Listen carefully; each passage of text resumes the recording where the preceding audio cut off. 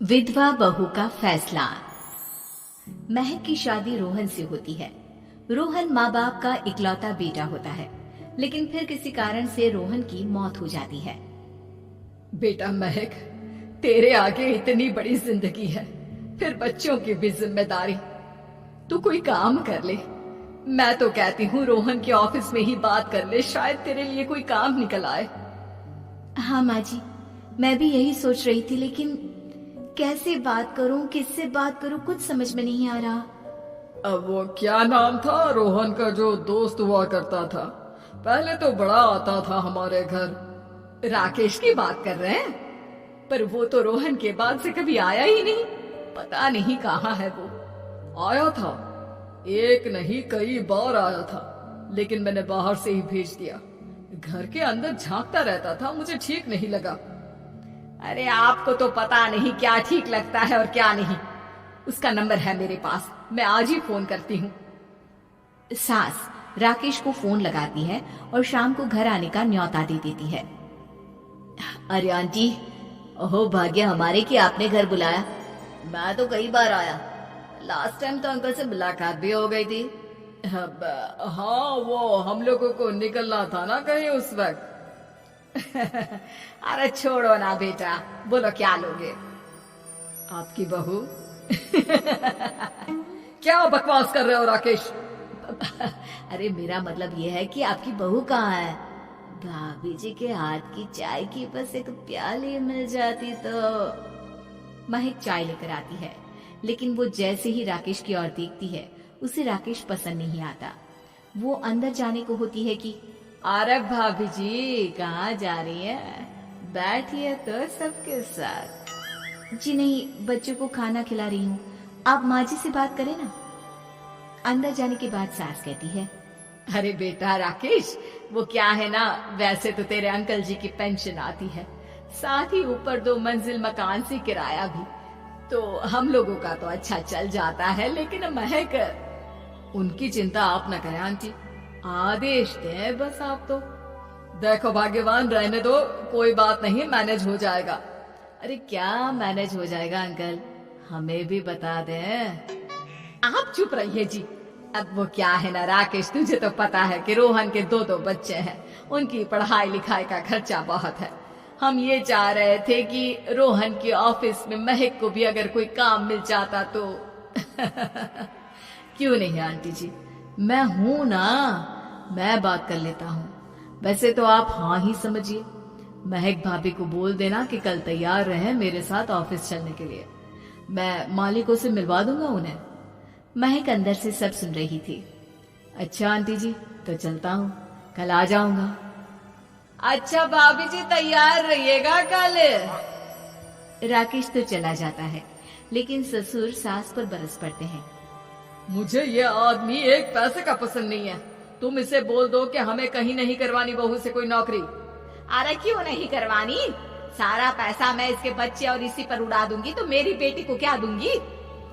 जरूरत क्या है तुम्हारी बेटी को तुम्हारे पैसे की? अरे वो तो पहले ही बड़े पैसे वाले घर की बहू है। अपनी बहू की सोचो जो अब तुम्हारी बेटी जैसी है।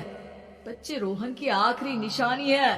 अरे अपना भाषण अपने पास रखो, सारा दिन घर पर बैठी रोटियां तोड़ेगी, तो काम करे ना कुछ बाहर जाकर।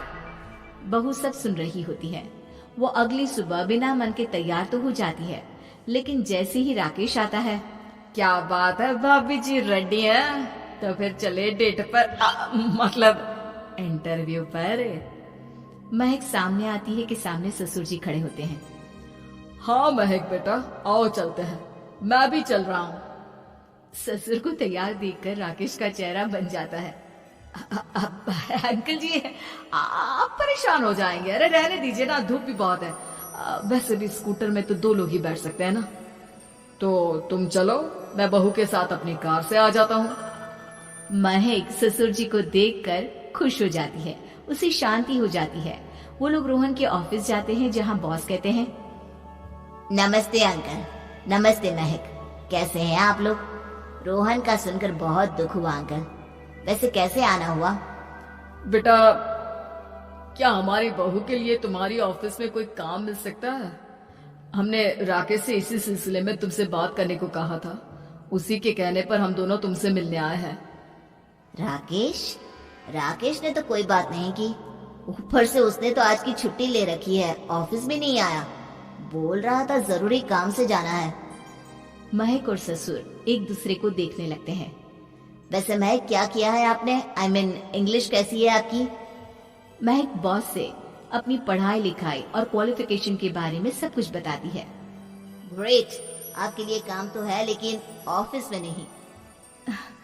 सर, मेरे बच्चे छोटे हैं, मैं फील्ड में काम नहीं कर सकती हूँ। मतलब वो काम घर से करना है, घर से रहकर बच्चे भी देखें और घर भी देखें, लेकिन हाँ, काम जरूर से करें। वो काम डाटा एंट्री का है, तो जब भी वक्त मिले काम करें, और इसके हम आपको अच्छे पैसे भी देंगे। महक बॉस की बात सुनकर खुश हो जाती है, उन्हें थैंक्स बोलकर घर आ जाती है। किसके साथ भेज रही थी तुम महक को? अरे वो कमीना, उसने तो ऑफिस से छुट्टी ले रखी थी, बात भी नहीं की थी उसने बॉस से बहू के काम के लिए। वो तो अच्छा हुआ कि मैं साथ में चला गया। हाँ, ठीक है, नौकरी मिल गई ना, इतना ही काफी है। समय बीतता है और एक दिन फिर दरवाजे पर दस्तक होती है। घर पर कोई नहीं था। महक दरवाजा खोलती है, देखती है तो सामने है राकेश। नमस्ते भाभी जी। नमस्ते, घर पर कोई नहीं है, आप कल आइएगा। अरे कैसी बात कर रही हैं भाभी जी, हम तो आपकी मदद के लिए आए हैं। वो क्या है ना, अंकल जी का फोन आया था कि आपको किसी मदद की जरूरत है। महक को आश्चर्य होता है कि उसके ससुर ने राकेश को फोन क्यों किया। वो ससुर जी को फोन करती है लेकिन फोन नहीं लगता। नहीं, हम लोगों को किसी भी चीज की जरूरत नहीं है, आप जा सकते हैं। अच्छा, एक कप चाय तो पिला दीजिए। महक चाय लेकर आती है। चाय पीने के बाद, रोहन मेरा बहुत अच्छा दोस्त था, उसने मुझसे कहा था कि वो रहे ना रहे, उसके घर वालों का, खास करके आपका ख्याल मुझे ही रखना है, तो मैं कल फिर आऊंगा भाभी जी। नहीं, माता पिताजी है नहीं, वो 4-5 दिन बाद आएंगे। आप उन लोगों के आने के बाद ही आइएगा। मुझे ये सब ठीक नहीं लगता। अरे छोड़िए ना भाभी जी, लोगों का तो काम है कहना। मेरा मतलब है वो तो बोलते ही रहेंगे। आता हूँ मैं कल। महक को अब गुस्सा आ जाता है। हमेशा शांत और मधुर बोलने वाली महक पहली बार जिंदगी में फैसला लेती है, और फैसला होता है राकेश को सबक सिखाने का।